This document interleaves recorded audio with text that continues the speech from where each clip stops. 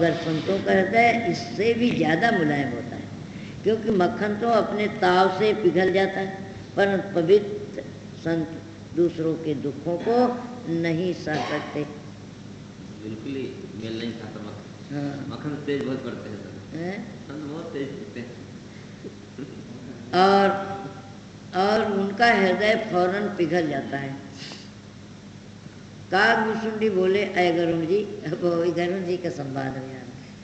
कागभूषुंडी बोले, अय गरुण जी, जब गुरु महाराज ने मेरे लिए शिव जी महाराज से इस प्रकार क्षमा मांगी कि यह माया असक्त जीव हर वक्त भूले हुए हैं, गुरुदेव ने शिव जी से प्रार्थना करके उनको रजामंद किया, क्षमा मांगा कि ये जीव जो है माया के वशी भूत हो करके जीव जो है भूला हुआ है, और काल व माया के प्रबलता से इनका ज्ञान सदा स्थिर नहीं रहता।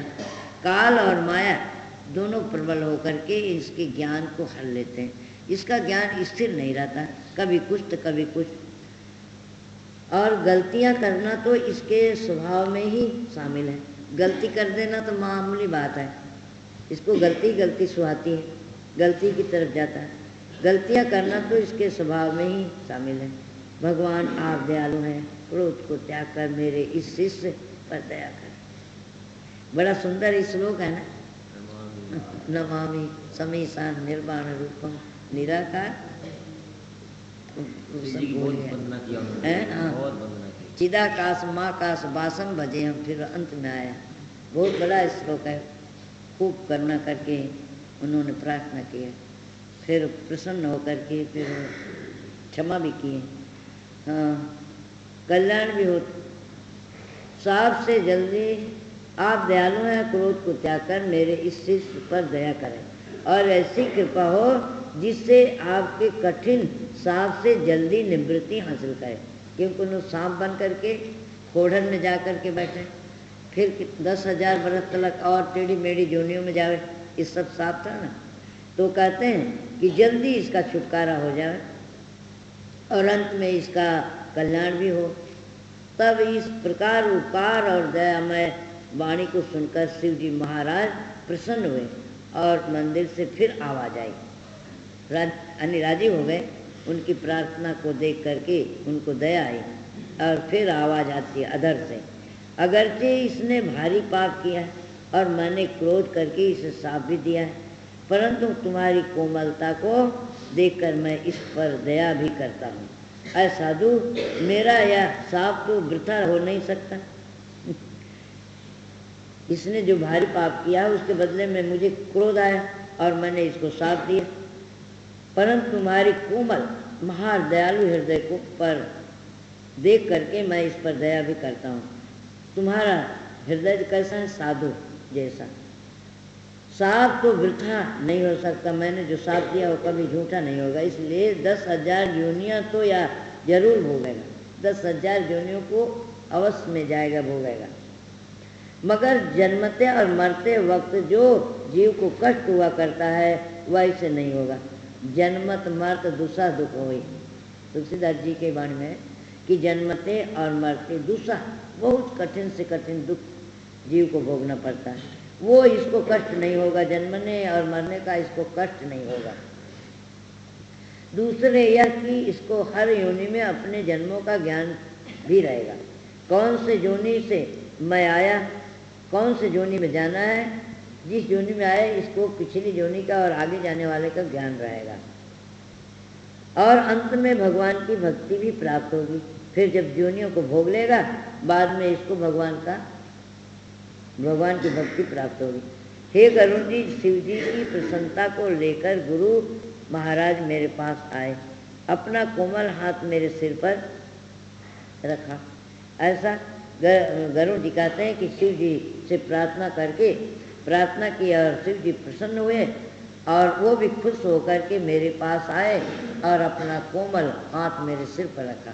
उनको क्रोध नहीं आया कि इसने कैसा अजगर जैसे बैठा रहा, मेरे को प्रणाम नहीं किया, उनके मन में तनिक भी नहीं आया और दया करके अपराध भी क्षमा करा दिए और प्यार की दृष्टि से प्यार भरे हाथों को उसके सिर पर रखे।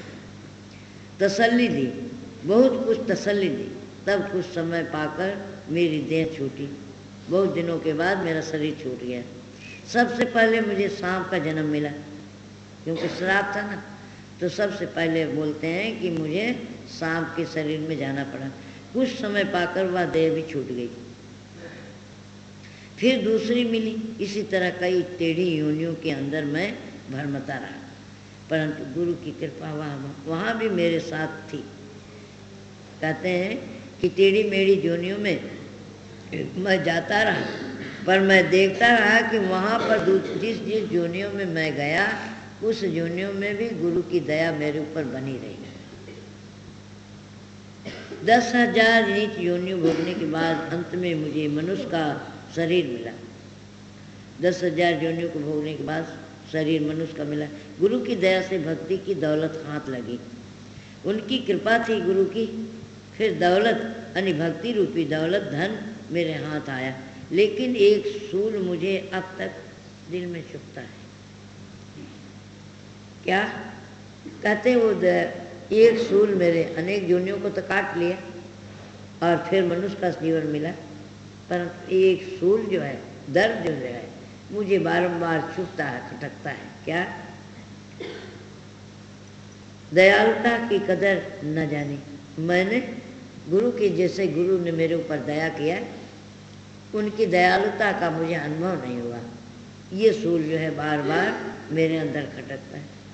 कदर न जानी। ऐ गरुण जी, गुरु की महिमा बेअंत है, बेअंत है। जो जरा सी लापरवाही करने पर मुझे इस कदर योनियों में कष्ट भोगना पड़ा, और उस दिन से मुझे निश्चय हुआ है कि बगैर गुरु के किसी की भी शक्ति नहीं जो जन्म मरण के दुखों से छुटकारा दिला सके। इससे भी यही जाहिर होता है कि परमार्थ का हासिल होना बिना संत सतगुरु की सहायता के किसी तरह भी मुमकिन नहीं है। अवतार जो भी इस संसार में आए, वह भी हर प्रकार से गुरु की सेवा और मान करते रहे। श्री सुखदेव जी महाराज जो गर्भ योगीश्वर थे, योगीश्वर कहे जाते हैं, अर्थात जो माता के गर्भ में ही योग कमाते हुए संसार में पैदा हुए थे, वे भी सद्गुरु की मदद के बगैर कदम न बढ़ा सके। नारद मुनि जिनको वैकुंठ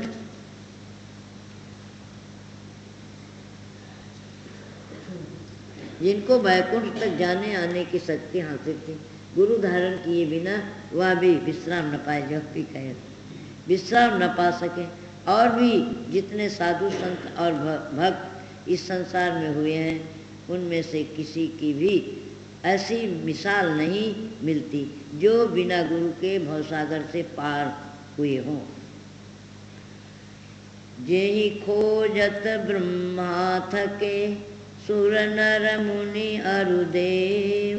जेहि खोजत ब्रह्मा थके, सुर नर मुनि अरु देव।